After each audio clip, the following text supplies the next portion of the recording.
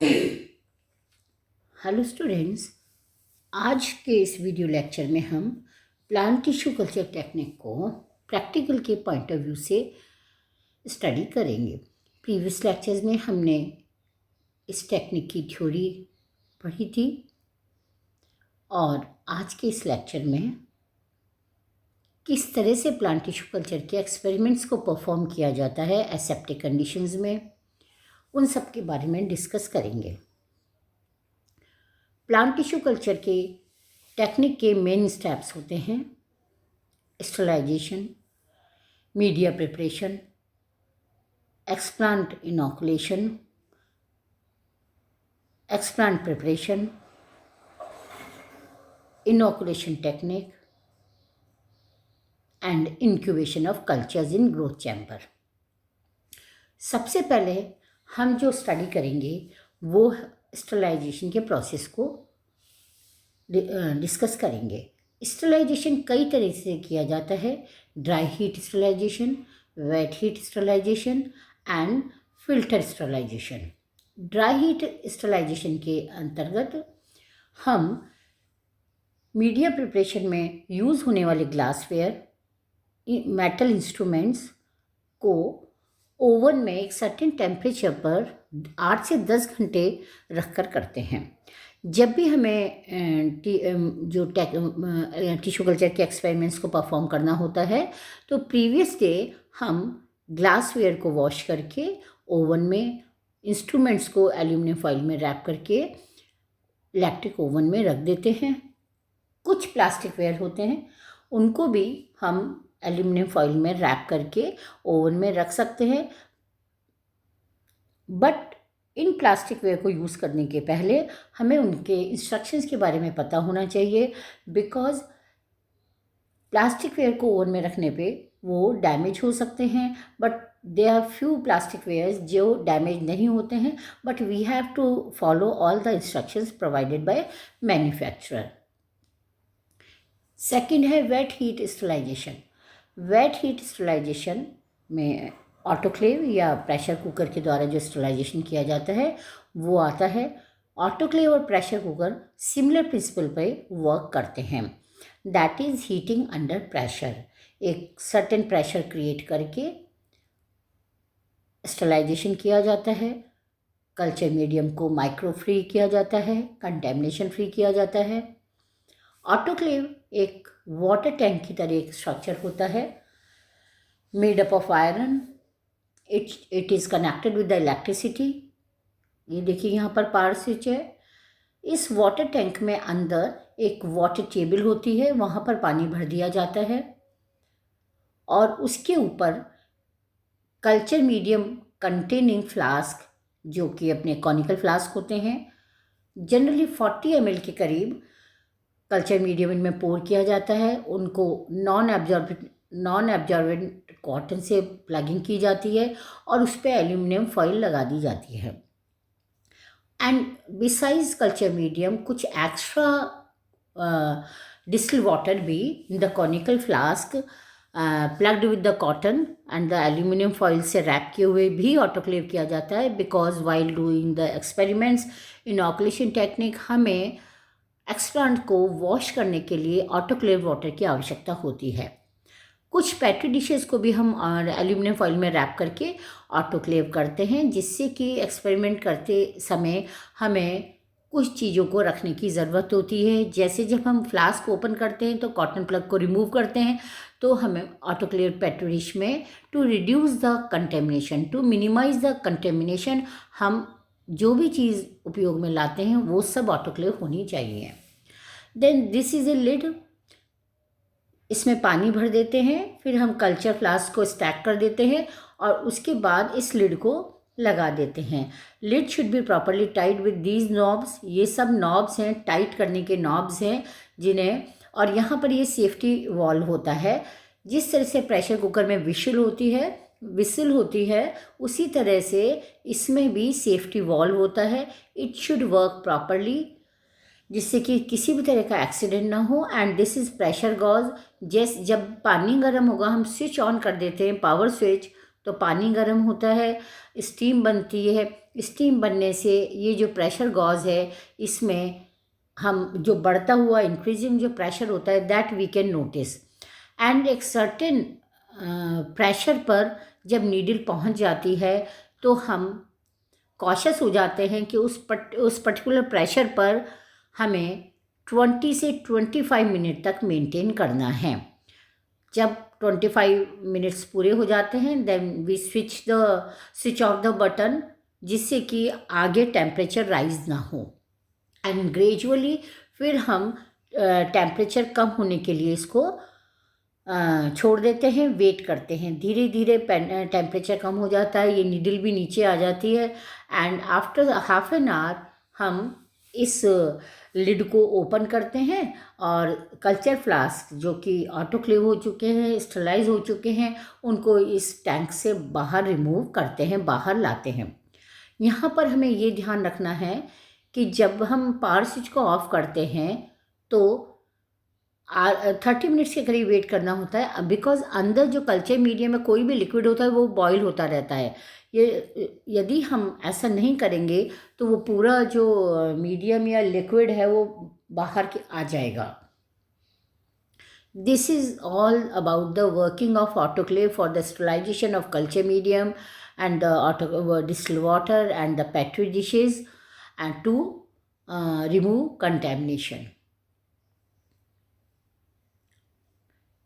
Next है देखिए यहाँ पर कुछ कंपोनेंट्स होते हैं like zeatin, gibberellic acid GA3, pantothenic acid, antibiotics, they are thermolabile.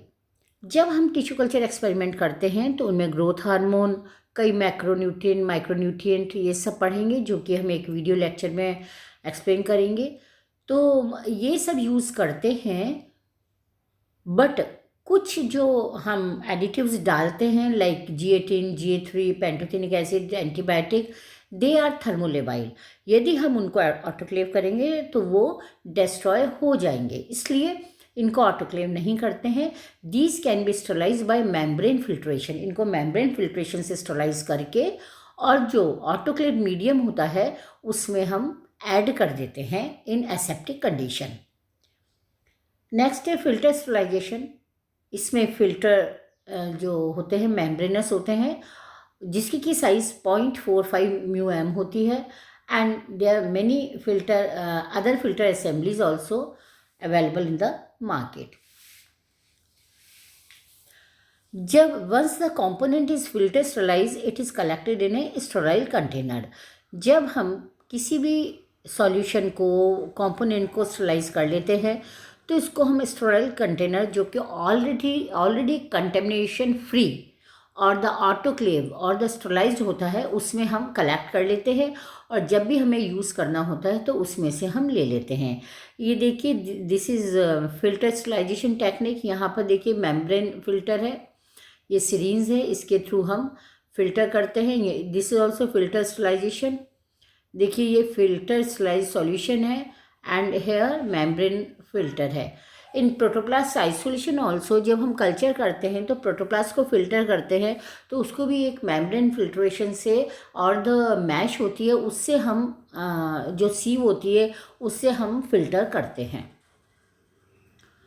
Instrument जो भी इस पूरी टेक्निक में काम में आते हैं, वाइल इनोकुलेशन हम उनको इस 95% एथेनॉल में डिप करके रखते हैं। इंस्ट्रूमेंट्स में ये देखिए सीजर्स हो सकती है टू कट द एक्सप्लांट। ये जो है नाइफ है, इसको भी जो एक्सप्लांट के छोटे पीस करने में काम में आता है, और एक्सप्लांट को होल्ड करने को, कॉटन प्लग को होल्ड करने के लिए हम डिफरेंट साइजेस की फोर्सेप्स यूज़ करते हैं। जो इंस्ट्रूमेंट हम यूज़ करते हैं इनोकुलेशन में, उनको हमें 95% एथेनॉल में डिप करके रखते हैं एंड बिफोर यूजिंग दैम हम उनको फ्लेम पे ले जाते हैं और उसके बाद कूल करते हैं। कूलिंग के लिए थोड़ी देर वेट भी करते हैं। इसको हम ऑटोक्लेव या जो डिस्टिल वाटर होता है ऑलरेडी स्टरलाइज, उसमें भी डिप कर सकते हैं, और इस फोर्सेप्स की टिप्स को कल्चर मीडियम में टच करके भी उनको ठंडा किया जा सकता है। Besides this, glass bead sterilizer and the infrared sterilizer are also used for the sterilization. Infrared sterilization में 2 से 5 सेकंड तक यदि हम इंस्ट्रूमेंट को एक्सपोज करें तो वो अच्छी तरह स्टेरिलाइज हो जाता है। नेक्स्ट है प्लांट मटेरियल। प्लांट मटेरियल से मतलब है जो भी एक्सप्लांट, जो भी पार्ट ऑफ द प्लांट जिसे कि हम इनॉकुलेट करना है, जिसके कल्चर्स प्रिपेयर करने हैं, यदि वो इन विवो कंडीशन से हम लाते हैं तो उनको सरफेस स्टेरिलाइज करना बहुत आवश्यक होता है। सरफेस स्टेरिलाइजेशन के लिए कई केमिकल्स होते हैं जैसे मर्क्यूरी क्लोराइड, सोडियम हाइपोक्लोराइड और भी कई डिसइंफेक्टेंट होते हैं। उसके द्वारा उन प्लांट जो मटेरियल होता है उसको हम स्टेरिलाइज करते हैं।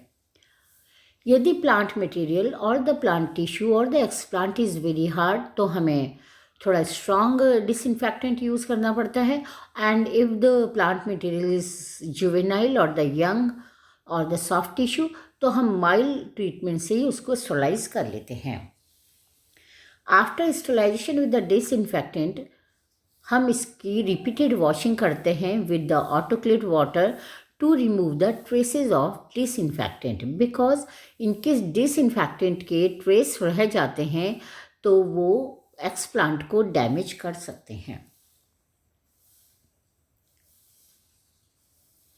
नेक्स्ट है मीडिया रूम। मीडिया रूम से मतलब है कि जहाँ पर कल्चर मीडिया प्रिपेयर किया जाता है। कल्चर मीडिया जहाँ प्रिपेयर किया जाता है, इस रूम की साइज़ जहाँ तक पॉसिबल हो काफ़ी बड़ी होनी चाहिए, बिकॉज़ मीडिया जो प्रिपरेशन के वक्त हमें जो चीज़ें चाहिए होती है उनको हमें मीडिया रूम में स्टोर करके रखना पड़ता है। लाइक वेरियस केमिकल्स, बहुत सारे केमिकल्स, इन सब केमिकल्स के लिए एक अलमारी होनी चाहिए जिसमें कि हम केमिकल्स को रखते हैं। ग्रोथ हार्मोन्स को फ्रिज में रखते हैं, स्टॉक सॉल्यूशंस को फ्रिज में रखते हैं। तो वहाँ पे एक रेफ्रिजरेटर भी चाहिए, एक वर्किंग बेंच होनी चाहिए जिसका कि साइज़ काफ़ी बड़ा होना चाहिए। वहाँ पर हम कल्चर फ्लास्क को, मेजरिंग सिलेंडर्स को, राउंड बॉटम फ्लास्क को एंड कॉटन प्लग्स को, इन सब को हम रख सकते हैं, स्टैक कर सकते हैं, बिकॉज़ ये सब चीज़ें कल्चर मीडिया प्रिपरेशन में काम आती हैं। Besides this culture media room में एक तरफ डिस्टिलेशन प्लांट भी होता है जहाँ पर डिस्टिल वाटर कॉन्टीन्यूसली बनता रहता है, बिकॉज़ मीडियम प्रिपरेशन के लिए हम डिस्टिल वाटर और द डबल डिस्टिल वाटर ही काम में लेते हैं। बैलेंस होती है वहाँ पर, एक मैग्नेटिक स्टीरर होता है, फिजिकल बैलेंस भी होती है और इलेक्ट्रॉनिक बैलेंस भी होती है। एंड और भी मिसलेनियस चीज़ों को रखने के लिए अलमारी एक्स्ट्रा होनी चाहिए। वेल इल्यूमिनेटेड होना चाहिए, वेल वेंटिलेटेड होना चाहिए। एंड थोड़ी डिस्टेंस पे ऑटोक्लेव, कल्चर मीडिया को ऑटोक्लेव करने के लिए ऑटोक्लेव को रखने की भी जगह होनी चाहिए। नेक्स्ट है वॉशिंग रूम। वॉशिंग रूम से मतलब है जहाँ पर हम ग्लासवेयर को वॉश करते हैं, उनको ड्राई करते हैं, और जितने भी एक्सपेरिमेंट के दौरान कंटेमिनेटेड फ्लास्क होते हैं उनको हम, जो culture media, infected culture media होता है, उसको डिकेंट करके वापस से वॉश करके फ्लास्क को और ड्राई करते हैं।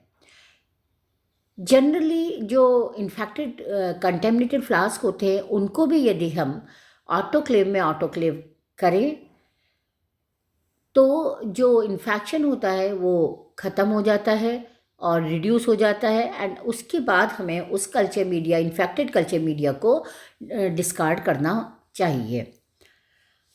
जितना भी ये जो इन्फेक्टेड कल्चर मीडिया है उसको एक डस्टबिन में इकट्ठा करके उसको दूर हमें डिस्पोज ऑफ करना चाहिए, बिकॉज यदि उसी रूम में ये जो इन्फेक्टेड कल्चर मीडिया रहेगा तो रूम में जो स्पोज है, इन्फेक्शन के जो स्पोज है वो वहाँ पर परसिस्ट कर सकते हैं और हमारे ग्लासवेयर पर सेटल हो सकते हैं, which will interfere with our sterilisation process. Next है transfer area, that is inoculation area.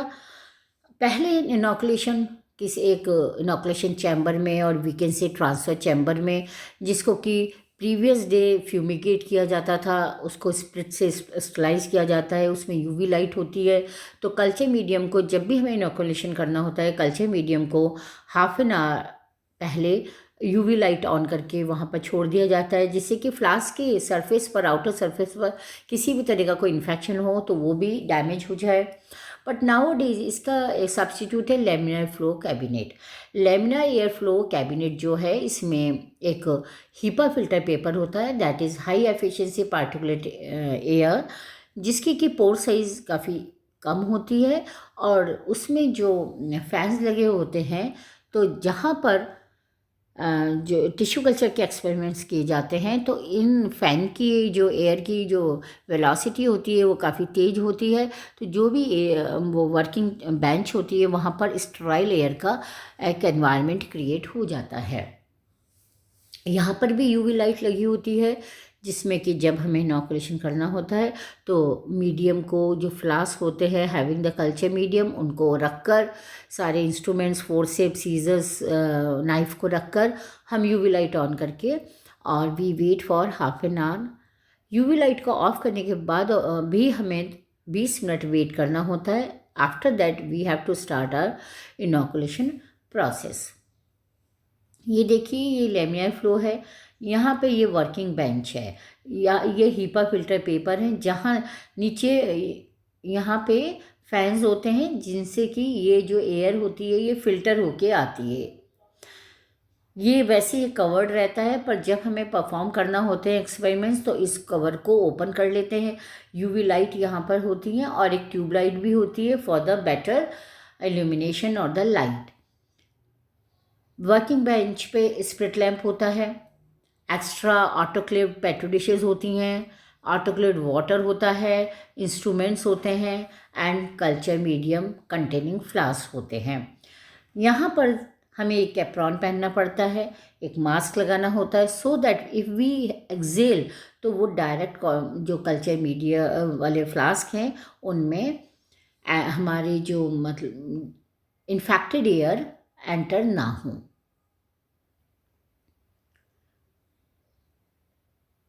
Growth room, जिसे कि हम इंक्यूबेशन चैम्बर भी कहते हैं, यहाँ पर टेम्परेचर, लाइट, ह्यूमिडिटी सभी कंट्रोल होनी चाहिए। यहाँ पे रैक्स होते हैं, रैक्स पर हम हमारे इनॉकुलेटेड फ्लास्क को कंट्रोल कंडीशन में रखते हैं। ये रूम बिल्कुल क्लीन होना चाहिए, इसमें फिनाइल का पोंछा डेली लगाना चाहिए। यहाँ पे कभी कभी कल्चर्स को हमें डार्क और लाइट पीरियड की साइकिल भी सेट करनी होती है, तो टाइमर भी होना चाहिए। एंड हमारे जो कल्चर्स यहाँ पर हम इनॉकुलेशन के बाद रखते हैं, उनको हमें वीकली देखना चाहिए। किसी भी तरह के उसमें चेंजेस आते हैं वो हमारे रिकॉर्ड में हमें रिकॉर्ड करने चाहिए। हम एंड इन केस कोई फ्लास्क इन्फेक्ट हो जाता है तो इमीडिएटली हमें उसे वहाँ से रिमूव करना चाहिए। तो फ्रीक्वेंटली हमें ग्रोथ चैम्बर को, इंक्यूबेशन चैम्बर को विज़िट करते रहना चाहिए। ये एक पूरा एक ओवरव्यू है of the plant tissue culture technique. इस टेक्निक के थ्रू हम किसी भी एक्सप्लांट को, whether embryo, immature embryo, spikelets, anther, pollen, ovule, any explant, it might be node, internode portion, shoot tip, किसी भी एक्सप्लांट को इस पूरे प्रोसीजर के थ्रू हम इनॉकुलेट कर सकते हैं और हमारा टिश्यू कल्चर का एक्सपेरिमेंट इनिशिएट कर सकते हैं। Thank you, stay safe.